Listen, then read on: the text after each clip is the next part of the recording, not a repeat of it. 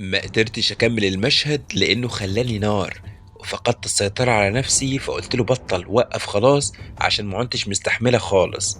اعترافات صادمة لسهير رمزي عن فيلمها الممنوع من العرض واللي اتشال من السينمات ودور العرض بعد عرضه بمدة بسيطة جدًا.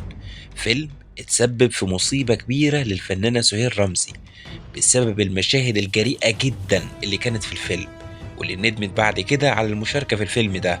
واللي قالت لو رجع بيا الزمن تاني عمري ما هاعمل المشاهد دي تاني. الفيلم اتمنع لأن المشاهد كانت جريئة جدا جدا، وتمت محاكمة مديرة الرقابة و10 من موظفيها بتهمة السماح بعرض الفيلم ده، وبعد كده تمت إقالتها.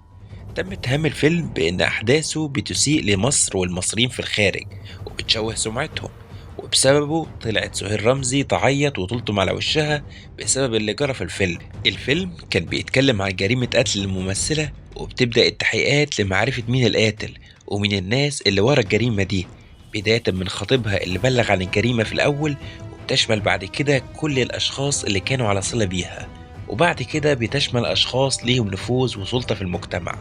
الفيلم كان من قصة الأديب والروائي الكبير نجيب محفوظ، وإخراج سعيد مرزوق،